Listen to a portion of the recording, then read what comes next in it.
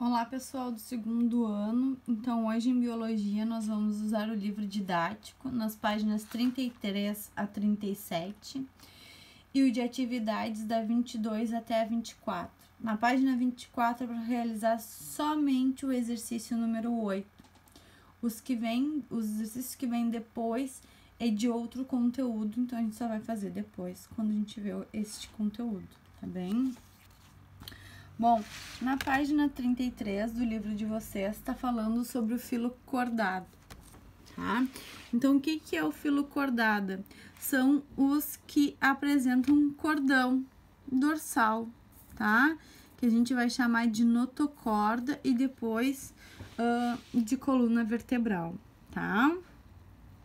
Então, eles apresentam uma grande diversidade, que são todos os seres vivos que vão apresentar notocorda e coluna vertebral, tá certo? Então, eles têm como suas principais características, eles vão ser divididos, né, em craniados, tá? E aí a gente vai ter os que existem, são os protocordados, tá? Como os urocordados e os cefalocordados, tá? A gente vai ver agora com mais calma o que isso tudo significa, tá? Os cefalocordados, ó, eles não apresentam coluna nem crânio, tá? Mas eles têm a notocorda, que é o início, o princípio da coluna vertebral. Por isso que eles entram aqui como cordados, tá? Aí aqui, entre os craniados, então, a gente tem os que não apresentam mandíbulas e os que apresentam mandíbulas, tá? Então, ali, nos craniados, a gente ainda vai ter uma separação desses indivíduos, tá? Então, os cordados, eles vão apresentar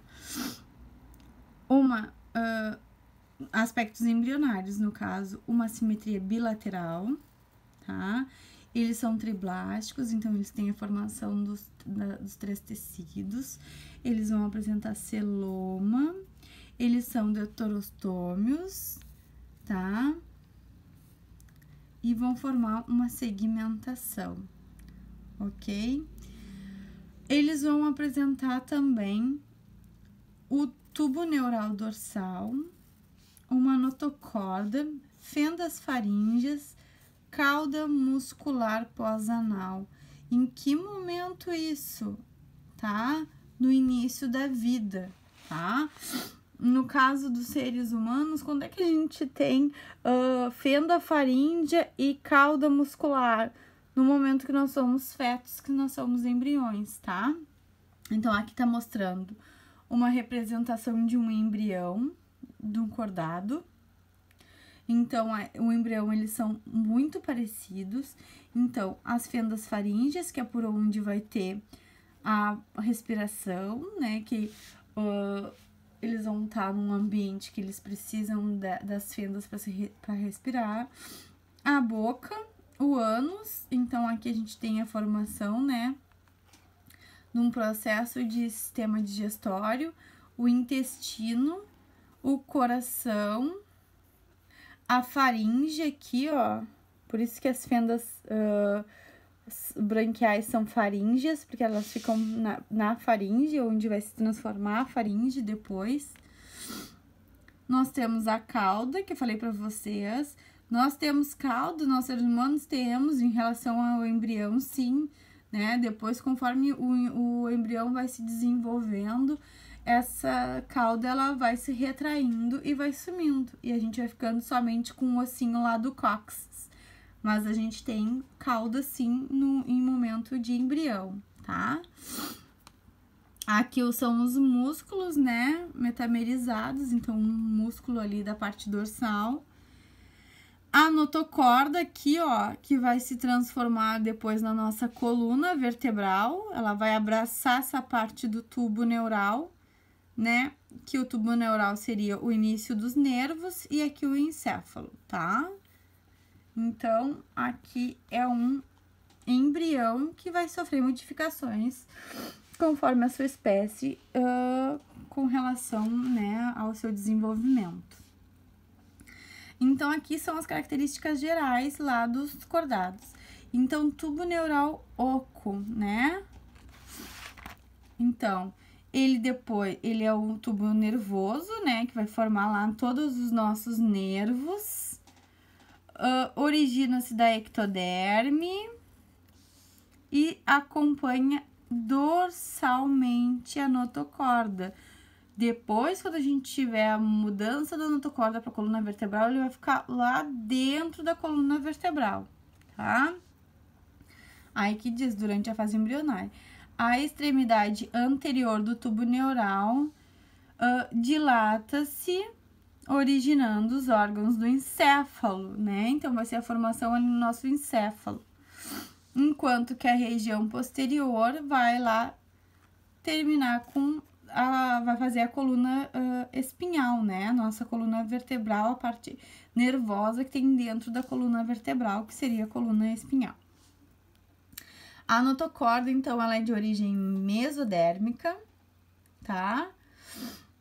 Ela é um eixo de sustentação, então, é ela que vai fazer essa sustentação do nosso corpo, ó.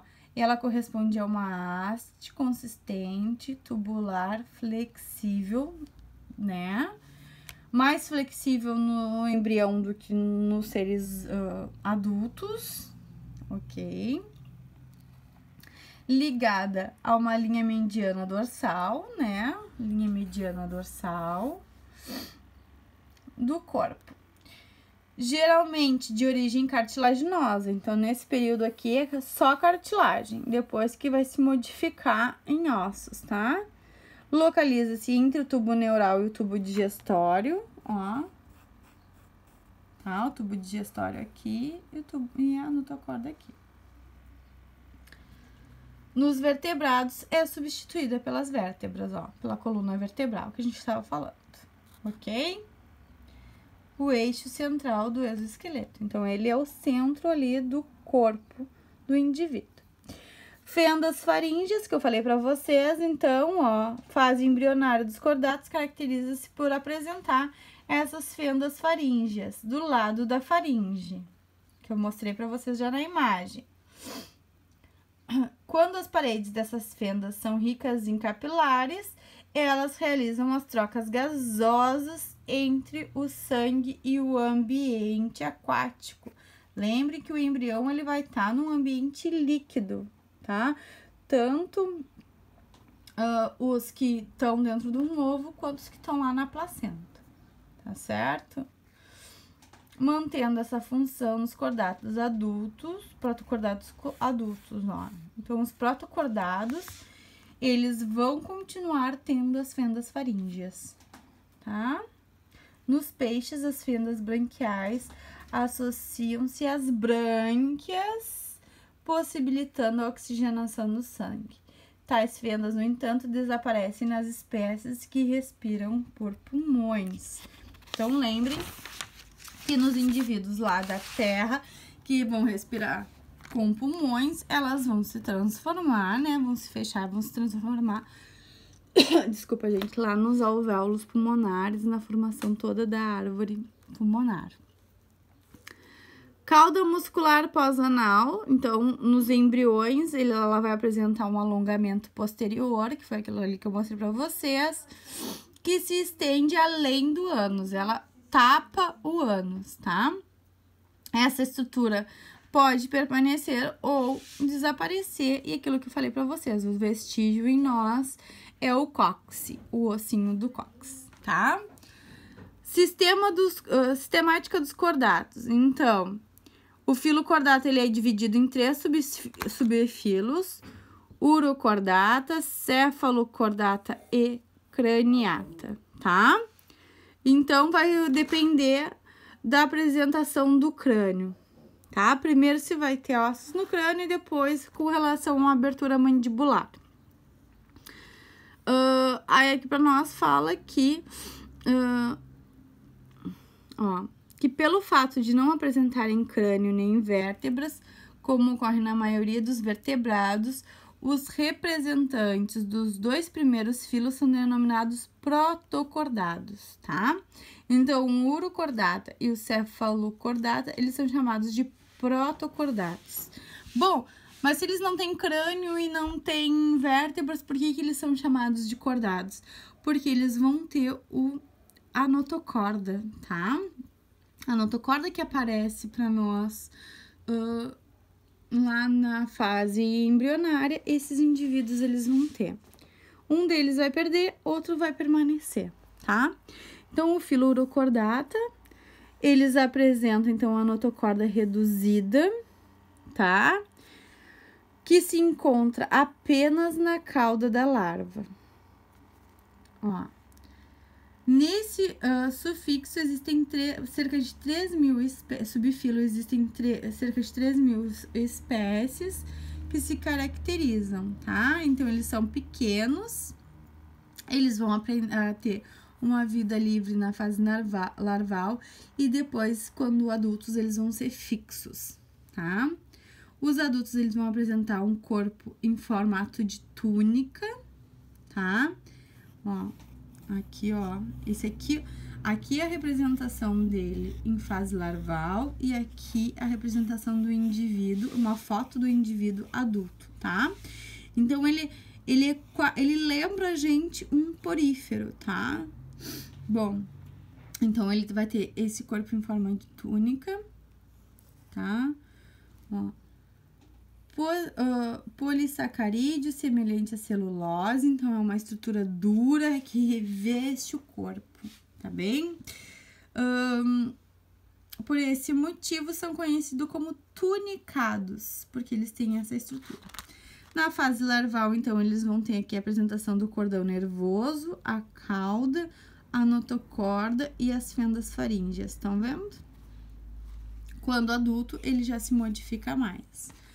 Então, aqui os urocordatos, eles vão apresentar poucas semelhanças entre os cordatos. Como eu já falei para vocês, eles são mais parecidos com uma esponja. Ele vai ter o sifão inalante, né? Que é a parte superior, que é por onde entra a água, que faz a filtração para absorver os nutrientes, né? E o sifão exalante, que é essa abertura aqui, ó, lateral, que é por onde ele elimina as excretas, tá? O que ele não quer ficar ali lá da sua relação nutricional, ok? Então, aqui ele vai fazer a filtração como um porífero, tá? Então, a alimentação, oxigênio, tudo vai ser através dessa filtração por meio desses sifões, ok? Então, aqui ele tá no grupo dos cordados, porque ele apresenta sua notocorda quando larva, tá? O filo do cefalocordata, então, ele também vai ter cordados marinhos, tá? São pequenos, cerca de 20 espécies, eles não são muito grandes, cerca de 5 centímetros, tá? Então, por que cefalocordata? Porque refere-se à presença de notocorda desenvolvida na cabeça, a cauda, tá? Então, ele vai ter essa notocorda em todo o comprimento dele. Um representante bastante estudado é o anfixo, tá? Que se enterra na areia. Então, aqui, ó, a gente tem a foto do anfixo. Ele parece um peixinho, olhem. E aqui, uma representação. Então, ele tem cílios bucais, né? Que vai ficar aqui na parte externa da boca para auxiliar ele na captura dos alimentos. Um sistema digestório, as fendas branquiais, um sistema digestório, o ânus. Uma cauda, uma nadadeira caudal, né? Que seria a cauda. Os músculos, aqueles que a gente viu lá no indivíduo, né? O tubo neural e a notocorda. E ele vai ficar assim sempre, tá? Tanto na fase larval dele quanto na fase adulta, ele não vai ter essa modificação da notocorda em coluna vertebral, tá? Então, ele vai estar sempre com a notocorda, tá? Os urocordatas vão perder a notocorda, vão se transformar em um indivíduo completamente diferente da larva. E aqui, no cefalocordata, a notocorda, ela vai permanecer, tá bem? E depois a gente tem um outro subfilo que é o craniata, né? Ó, que o termo vertebrado foi por um tempo relacionado à presença da característica mais marcante, que seria a coluna vertebral. Mas que na realidade, né, a gente não usa por causa das vértebras, e sim por causa do crânio, tá? Então, a presença do crânio que faz com que o indivíduo seja considerado um vertebrado, ok? Então, aqui, ó, para nós tem uma árvore, né, filogenética, mostrando para nós onde tem a formação das vértebras do indivíduo, né? Então, um ancestral comum que tinha vértebra. Aqui ele se modificou, aqui ficou um amandibulado sem mandíbula e aqui ficou os mandibulados, né? Os que apresentam mandíbula, ó. Depois a gente tem um outro ancestral que vai dividir eles nos que tem os 4 membros locomotores, né? E os que não tem, os que usam nadadeiras. Depois a gente vai ter o que apresenta o âmino, né? Que é a conquista terrestre, que é a forma dele conseguir se reproduzir, se locomover, tudo sem depender da água. A presença de pelos, que vai distinguir ele dos outros indivíduos. E aqui a presença de penas, que vai distinguir as aves dos répteis, tá? Bom, então aqui, ó, os craniados, então, ele é o maior grupo de cordados que a gente tem. Então, ele tem cerca de 45 mil espécies. Então, a maioria desses animais, então, a notocorda embrionária é substituída pela coluna vertebral. E a gente vai ter a presença do crânio, né? A gente vai ter a presença do crânio, ósseo ou cartilaginoso. Aí vai depender do grupo em que o indivíduo está inserido, se vai ser ósseo ou cartilaginoso, tá certo? Bom, depois a gente tem aqui, ó, podem atingir tamanhos maiores em virtude da presença do endoesqueleto. Então, essa possibilidade de ter um endoesqueleto, né, do esqueleto, ele tá interno no corpo do indivíduo, ele auxiliou os seres a terem um corpo maior, né? Porque imagina um ser vivo que tem exoesqueleto, que precisa fazer muda enorme. Quanto tempo ele iria ficar, né, ali acessível com seu corpo mole, sendo passível de predador, tá? Impossível isso.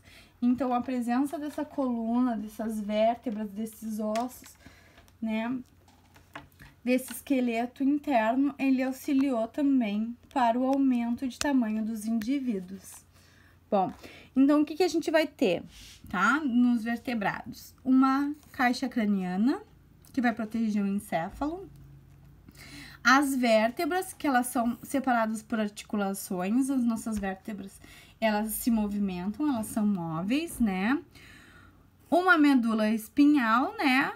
Que é ali a conexão com o encéfalo, que ela vai estar dentro da coluna vertebral. Então, a coluna vertebral, ela vai proteger essa medula espinhal, certo? E aí, os ossos ou cartilagens que vão formar o nosso esqueleto, tá? Então, todos os ossos e cartilagens. Lembrem-se que os músculos, eles vão ajudar, eles vão conectar esses ossos para fazer com que a movimentação fique mais facilitada, tá? Então, os craniados são divididos em 2 grupos, o agnata e o gnatostoma, tá certo? Então, o agnata, quem são? Eles vão apresentar um corpo alongado, a boca vai ser circular, com dentes córneos, tá? Para eles fazerem a raspagem do substrato. Eles não vão apresentar mandíbula, não tem mandíbula, tá? Ó, e durante a alimentação, a boca realiza movimentos de sucção, tá? Então, é como se a boca fosse uma ventosa que é presa a partir desses dentes córneos. São representantes deste grupo as lampreias, tá? As lampreias, alguns parasitas internos de alguns animais marinhos, as feiticeiras, tá? E aí, aqui pra nós, ó, eles vão se alimentar de restos de animais, tá certo? Eles vão raspar lá o substrato do solo. Aí, aqui pra nós tem o agnato, ó. Então, ele tem essa estrutura e a boca é assim, como se fosse uma ventosa, como eu falei. Essas são as camadas de dente, então, os dentes córneos para se fixarem no ambiente, tá? Então, eles não apresentam nadadeiras, eles têm um corpo reto, tá certo? Com uma musculatura bem definida para conseguir se locomover. A notocorda, ela vai se manter na fase adulta, tá? Então, a gente não vai ter a transformação para vértebras, vamos dizer assim. O esqueleto dele é cartilaginoso, é cartilagem, não é ósseo, então... nós temos todos os ossos, vamos dizer, em vez de ser ossos, são cartilagens, tá? Todas as estruturas são cartilaginosas, tá? Então, ele faz parte dos peixes cartilaginosos. Então, quando a gente for estudar peixes, a gente vai ver que tem uma divisão entre peixes ósseos e peixes cartilaginosos. E a feiticeira, a lampreia, e esses indivíduos, eles são peixes cartilaginosos, eles não têm ossos, tá? E aqui o gnatostoma, então, são os que vão apresentar mandíbula. Então, no crânio tem essa mandíbula que se mexe e auxilia ele no se alimentar, tá? Então, ó, conseguem obter alimentos com mais eficiência, né? Comparados aos agnatos, que os agnatos, eles têm que se fixar no ambiente e raspar aquele ambiente. Os que têm mandíbula já não precisam disso, tá? O movimento da mandíbula, então, ele é associado com a ação de dentes, né, de presas e da musculatura também facial do indivíduo, tá? E esses indivíduos, eles vão ter mais chance de sobrevivência, porque a forma de capturar a presa, de capturar alimento é muito mais eficiente, tá? Pelo fato de terem essa mandíbula. Então, a presença dessa estrutura proporcionou um longo processo evolutivo nos craniados, né? Então, eles têm uma vantagem competitiva muito maior e a biodiversidade também é maior.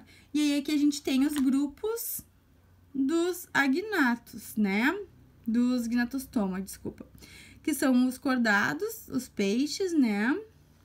Os condrictes, peixes cartilaginosos, condrictes, peixes cartilaginosos. Os oxteídeos são os peixes ósseos, que a gente vai ver depois a separação dos dois. A gente tem os anfíbios, os répteis, as aves e os mamíferos, tá? Então, todos esses indivíduos, peixes ósseos cartilaginosos, anfíbios, répteis, aves e mamíferos, estão no grupo do gnatostoma, que são os indivíduos que têm a mandíbula, tá? Então, voltando aqui, ó, no nossa árvore filogenética, os agnatos, né, que são os indivíduos que não têm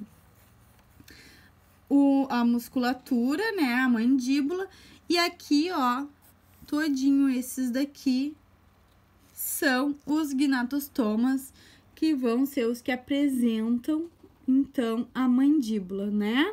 Condrictes, peixes cartilaginosos, teictes, peixes ósseos, anfíbios, répteis, aves e mamíferos. Tá certo, pessoal? Então, por hoje é isso. Façam as atividades, tá? Os exercícios começam na página 36, então, a página 36 e 37. e o livro de atividades 22 até 24, até o exercício 8. Semana que vem nós vamos fazer uma live no nosso horário de aula, então não vai ter vídeo aula, vai ter a live. O que nós vamos fazer na live? Tirar dúvidas. Como é que nós vamos tirar dúvidas? A partir dos exercícios de vocês, tá?